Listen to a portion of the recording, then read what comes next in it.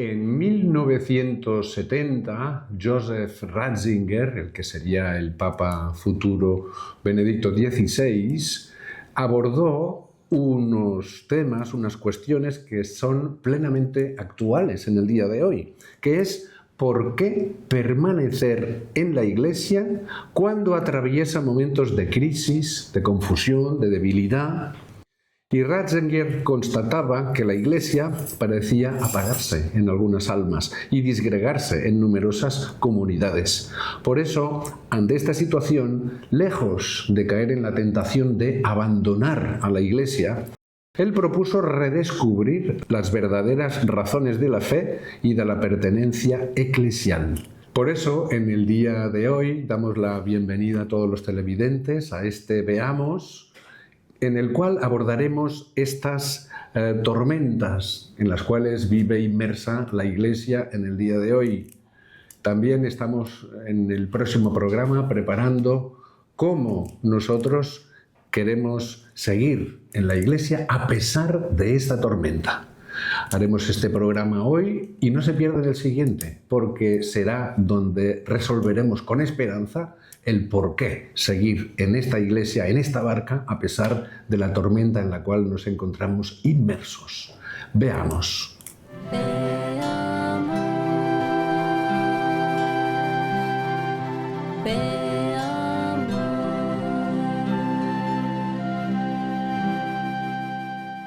Saludamos, como siempre, con afecto y con cariño a todos los televidentes de esta familia ya de Veamos. Y vamos con el Padre Enrique a hablar sobre este primer punto que nos interesaba tanto, las tormentas en las cuales se ve inmersa la Iglesia, esa crisis actual que todos vivimos, esa confusión, esa debilidad que a todos o a algunos nos da la tentación de abandonar esta Iglesia, que curiosamente es la Iglesia de Cristo, no es la nuestra. Eso ya lo iremos viendo. Porque de alguna manera el mundo nos pregunta, bueno, pero la Iglesia, ¿para qué sirve ahora? Es como la tentación de decir, aquí todo se mide por la eficacia. Otros dicen, hombre, habría que cambiar las estructuras de la Iglesia. Y esta es otra tentación, lo que hay que cambiar es el corazón, no la estructura. O también todos notamos un poco como de pérdida de claridad de la fe, como si de alguna manera se intentara, como para no quedar mal, adaptarnos al mundo presente. Sea como fuera, el Padre Enrique nos iluminará sobre estas tempestades que vivimos en la Iglesia y, como ya digo desde buen principio, aquí no nos quedamos porque haremos un segundo programa en el cual explicaremos cómo vale la pena quedarnos en la Iglesia a pesar de esta tormenta. Padre, ¿cómo están los vientos? ¿Cómo está la lluvia? ¿Cómo está la tormenta? Pues está muy bien para ella, muy mal para nosotros. O sea, la tormenta está. Entonces, es una buena tormenta. La notamos todos, claro. Sí, entonces, claro, aquí la idea sería un poco, hoy es en plan un poco negativo, en el sentido que vamos a ver la negatividad de las tormentas. Pero no es que los cristianos seamos negativos, y mucho menos. Pero primero es reconocer la realidad de las cosas. Claro, no es que nos inventemos las dificultades, están ahí. Hay unas dificultades evidentes. Claro. Entonces hay gente que no le gusta escuchar estas cosas. Bueno, que se las salte y pase al programa siguiente. No hay ningún problema. Ningún problema. Pero hoy toca hablar de todos esos problemas que hay en la Iglesia. Pero para entender bien, iremos a ver también algunos problemas que hubo en la Iglesia. O sea que, de alguna manera, en calma, poquitas veces hemos estado en calma. Sí, muy pocas veces he estado en calma. E incluso si uno se coge los mismos hechos de los apóstoles, en algún momento, solo hay un momento en que se dice que se estuvo en calma, que es justo después de que se convierte San Pablo. Y dice, y vino la paz a la Iglesia. Mira. La calma fue muy momentánea, porque volvieron las persecuciones, volvieron los líos, y toda la vida ha habido líos en la Iglesia. A veces más grandes, a veces menos, a veces que afectaban más a una parte, a otra, a veces que venían de los políticos, otras veces venían de sectores eclesiales, mil cosas ha habido en la Iglesia. Y esto que a veces tenemos la tentación de pensar, Padre, de que los momentos que estamos viviendo ahora son los peores de la historia. Mira, primero, son los mejores de la historia para ti y para mí, porque son los nuestros. Porque son los nuestros. ¿No? Entonces son los mejores. Claro. Porque yo no estaba en los otros y no estaré en los futuros tampoco. Entonces, claro, en los que estamos son los mejores. Por eso nos han puesto aquí. Ahí está. ¿De acuerdo? Qué bueno. Pero es verdad que hay muchos problemas y hay tempestades dentro de la Iglesia. Si te parece bien, vamos a hacer un poco de elenco de qué tempestades hay en este momento en la Iglesia, un poco para organizarnos mentalmente. Perfecto. Entonces, y detectarlo, ¿verdad? Sí. Podríamos decir que podríamos poner 4 puntos. En realidad, estas formas de clasificarlos son discutibilísimas. Ponemos 4, podrían ser 8. No es cuestión de qué número, sino más o menos para entendernos. La primera es la pérdida de credibilidad. Esta es la que más se está notando en la Iglesia. La pérdida de credibilidad por los abusos del clero, por los encubrimientos de la jerarquía, de los obispos. Sobre todo este socavón que se ha hecho de la autoridad moral de la Iglesia.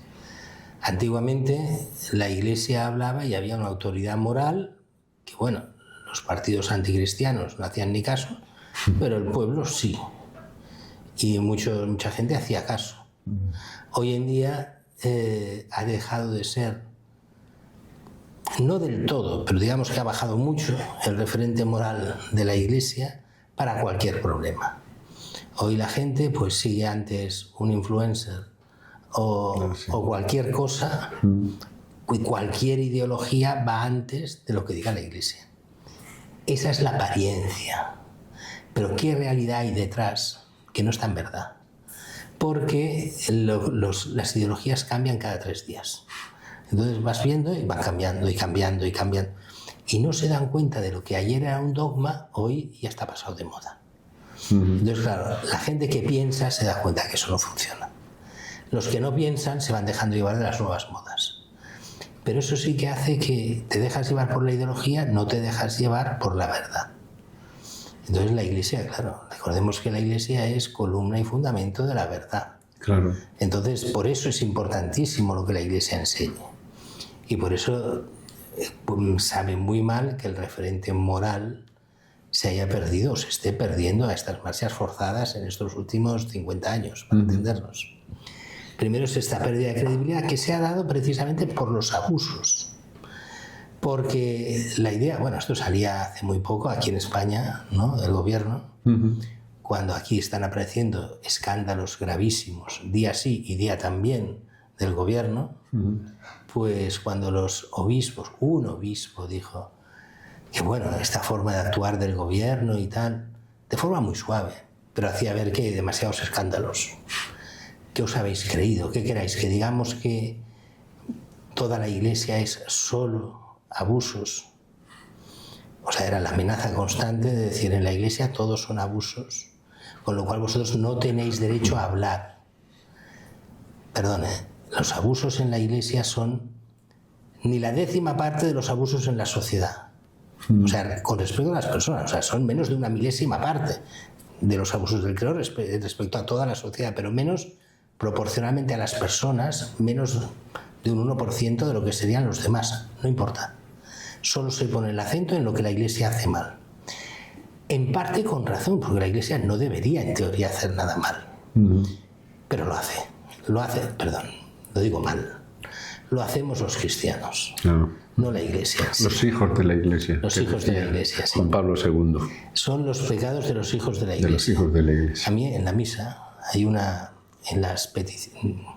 cuando se pide perdón, al principio de la misa, hay una de las fórmulas que a mí me gusta mucho, que es aquella: de nuestros pecados, Señor, ten piedad. De los pecados de los hijos de la Iglesia, Cristo, ten piedad. De los pecados de todo el mundo, Señor, ten piedad. Esta no es de los pecados de la Iglesia, de los hijos de la Iglesia. Claro. Señor, ten piedad. Bueno.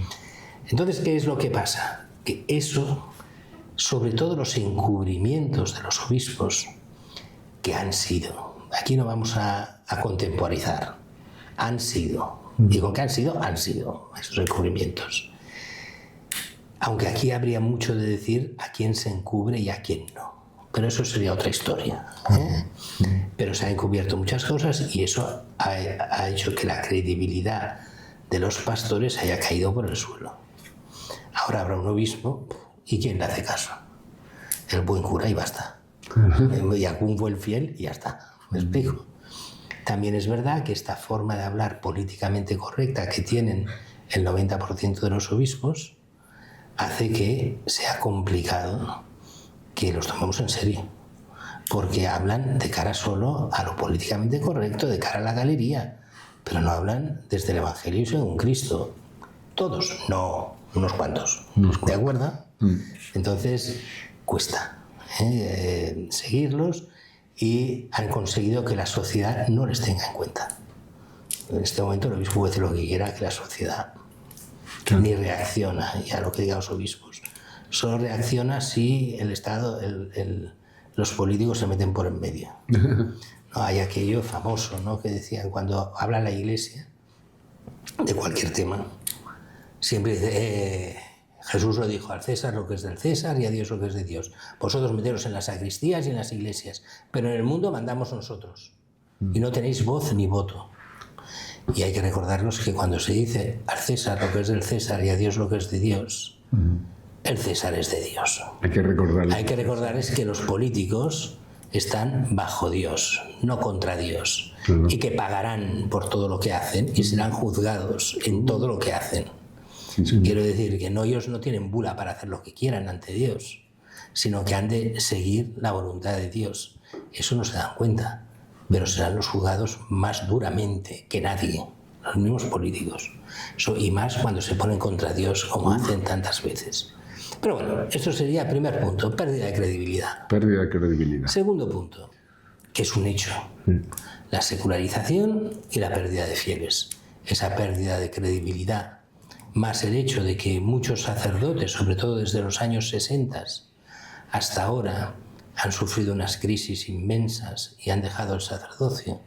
Pero esto no es de ahora, esto viene de hace mucho. Yo recuerdo cuando yo entré en los escolapios de niño, lo primero que recuerdo, el director casándose con la portera, un escolapio. Mira, lo primero, qué alegría. entrando en el colegio. Bueno, lo último, el último director casándose también con otra y robando todo el dinero del colegio. O sea, dices, bueno, vamos bien, ¿no? Quiero decir, y eso es cuando yo era niño y joven. No estoy hablando de hace 10, ni 20, ni 30, ni 40 años. Hace más. Claro, la crisis la llevamos de lejos. Claro. Una crisis muy fuerte. De secularización, este es un problema que se ve sobre todo en Europa, porque en algunos países de América Latina, en algunos hay una gran secularización, en otros no. Entonces hay que ver caso por caso. Pero en Europa la secularización es muy grande y no se está dando respuesta a esta secularización por parte de los obispos aquí en Europa. Y esa secularización quiere decir, hay pocos curas, no se plantea cómo arreglar. O sea, antiguamente una parroquia normal podía tener un sacerdote, un párroco, un vicario o un coadjutor, que le llaman según qué sitios, y uno o dos adscritos. Hoy en día te encuentras parroquias que hay un párroco que lleva 3 parroquias. ¿Cómo lo hace? Claro. Entonces, no llega. Y en teoría tiene que hacer lo mismo que hacían antes 6 curas. Uy. Y ahora lo hace él solo. A veces se pone un adscrito que decir un cura que va a decir alguna misa. Ya está. Dices, eso no funciona. Entonces eso hace mucho daño y contribuye más a la secularización. Claro, porque... y sobre todo a la pérdida de fieles en las parroquias. Claro, todo eso conlleva una crisis vocacional. No se vive la fe en las parroquias, pues hay una crisis vocacional fuerte. Claro. Y, déjamelo decir, mal dicho, en muchos sitios, en muchas diócesis, no es que no se quieran vocaciones, no se quieren según qué tipo de vocaciones. Entonces, lo que se consideran vocaciones normales para ellos son de ultraderecha. No estoy hablando de los que quieren seguir los lefebrianos o los que quieren leer. No. El cura que quiere ser buen cura y normal no es de los que les gusta el obispo, que viene de una mentalidad de los años 60, que le cuesta mucho entender a los curas de hoy jóvenes. porque él pensaba que todos serían como cuando él era joven, que creían en pocas cosas. Y entonces resulta que ahora se encuentran de obispos que no son de su mentalidad. Bueno, perdón que lo diga de esta forma, pero es que lo vemos en muchos sitios. Y después viene el gran problema, que es el más grave de todos: la polarización interna de la Iglesia. O sea, la tormenta está dentro también. Dentro de la Iglesia está muy fuerte. Esta polarización ha hecho que en muchos países existan 3 tipos de laicos y 3 tipos de curas. Porque todo lo que hay laicos, curas, hay laicos también metidos. Unos curas, empecemos de un tipo hasta otro. Sí. Unos curas que podríamos llamar progresistas. ¿Qué quiere el cura progresista y cómo se distingue un cura progresista? Es un cura que se deja llevar normalmente por las ideologías del tiempo, no tanto por el Evangelio. Habla de Evangelio, pero es un Evangelio muerto, no es el Evangelio real, sino revestido de las ideologías de cada momento. Entonces quiere reformas estructurales, quiere cargarse el celibato, que se llama ahora, más que cargárselo, se llama celibato opcional, para acabar con todo el celibato, pero al principio se le llama opcional. Después quiere el sacerdocio femenino. Entonces, para empezar, se empieza con el diaconado femenino, pero lo que quiere es el sacerdocio femenino. Quiere la relativización de toda la moral, de forma que solo exista una moral estrictamente laboral, si uno quiere, o sea, social, pero la moral, sobre todo sexual, pero cualquier otro tipo de moral, ha de desaparecer de la Iglesia. Es aquello que una cantante famosa estos días decía: yo soy re católica, decía así, re católica, pero Dios no se fija con quién te acuestas. Tú puedes acostar con quien quieras, sea hombre, mujer, animal, un niño o lo que quieras, no hay ningún problema, ahí Dios no se mete. Entonces dices, no, eso no funciona así. Hay una moral sexual. El negar la moral sexual ha hecho negar toda la moral y al final lleva a renegar de la fe, porque es el Evangelio mismo que nos lleva a una moral. Claro. Entonces eso es un problema. Y también son aquellos que no aceptan el Concilio Vaticano II. Todo el progresismo acepta lo que se llama el espíritu del concilio, pero no la letra del concilio. Eso es negar el Concilio Vaticano II. Claro.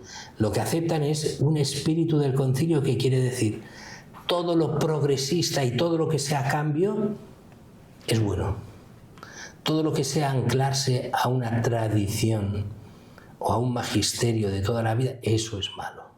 Pero eso es decir que lo de antes no vale y ahora vamos a construir algo que sí que va a valer. Claro, eso es porque somos nosotros los que construimos el bien. Eso es mucha soberbia. Claro, es que todo lo que sea apartarse de Dios es soberbia. Y el progresismo aparta de lo que es Dios para construir un mundo nuevo.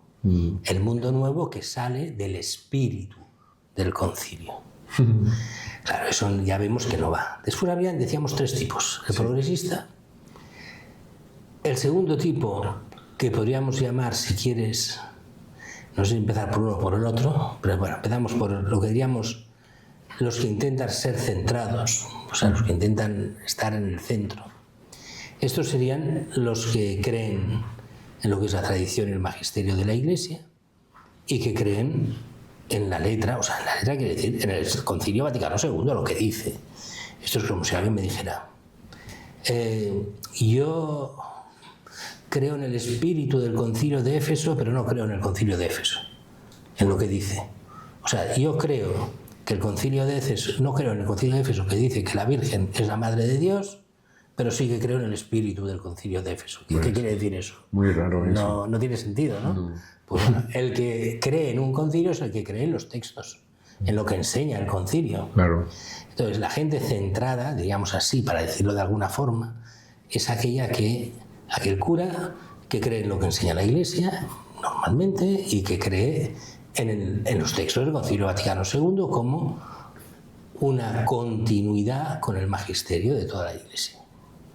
Como tal, cree en el misal, bueno, celebra con el misal normalmente. También podría de forma extraordinaria usar el misal antiguo, pero que normalmente usa el misal del Concilio Vaticano II. Gente que sigue, que está en sintonía con la Iglesia y el Papa, y el magisterio de la Iglesia. Vale. Esto sería un poco el normal, el cura normal, que tendría que ser. Y después hay... Nos queda el otro. Sí. Y después hay lo que llamamos el cura conservador. Conservador. Cuidado con el cura conservador. Porque el cura conservador no es el cura normal. Un cura conservador es aquel que, cuando se habla de curas conservadores hoy en día, son los que solo creen en lo que llamamos el misal del Vetus Ordo, o sea, lo que era antes del concilio, y creen que con el concilio se ha roto la Iglesia.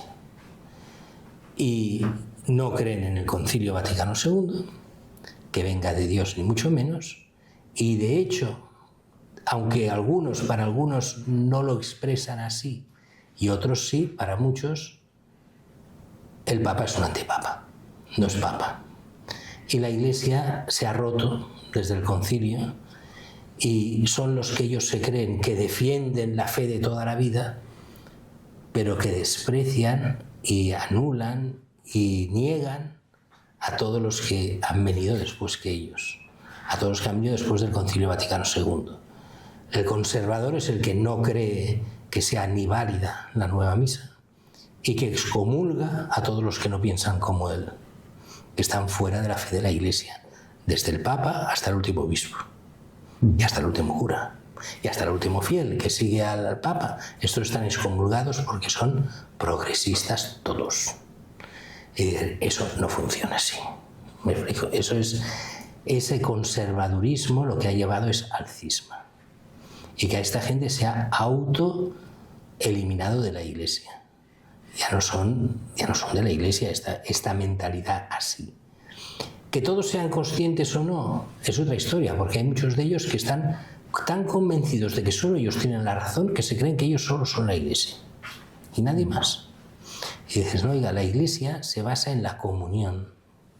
Sin comunión con la Santa Sede, o sea, con el Papa, sin comunión con el magisterio y la tradición de siempre, continuada por el Concilio Vaticano II, si no hay eso, no hay Iglesia.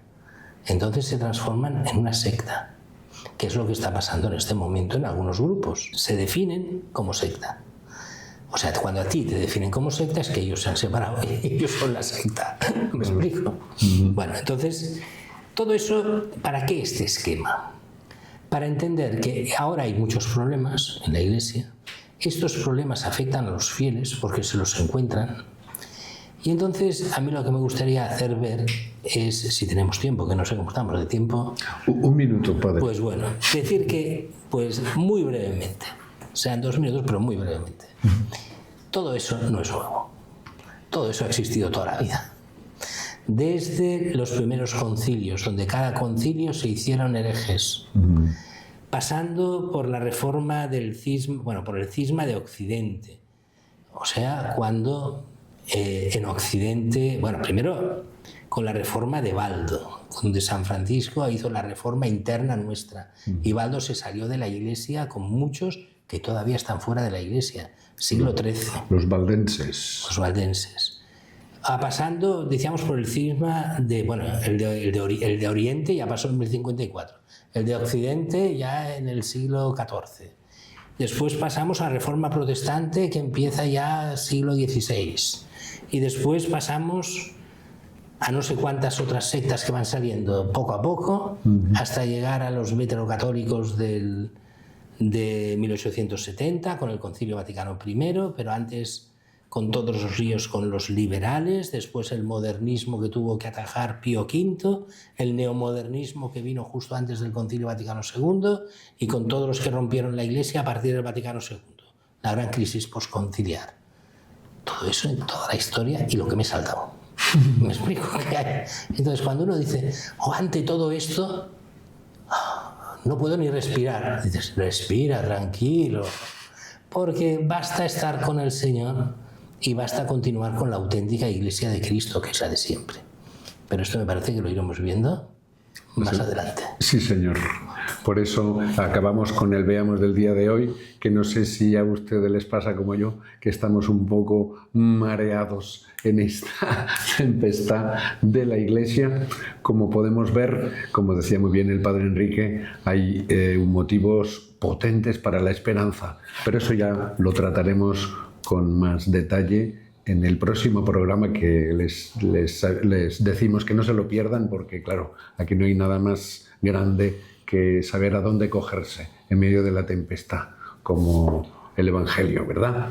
Por eso, hasta aquí el Veamos del día de hoy, que esperamos que les haya servido al menos de reflexión. Como decía el Padre Enrique, aquí hay muchas cosas que queremos decir con el poco tiempo que tenemos, pero sea como sea, siempre estamos a vuestra disposición en esta plataforma nazaret.tv, donde estaréis siempre bien formados y bien informados. Y para que no nos falte la esperanza, Padre, vamos a acabar con la bendición de Dios. El Señor esté con vosotros. Y con tu espíritu. Que os bendiga Dios Todopoderoso, Padre, Hijo y Espíritu Santo. Amén. Glorioso San José, ruega por nosotros. Ave María Purísima, sin pecado concebida.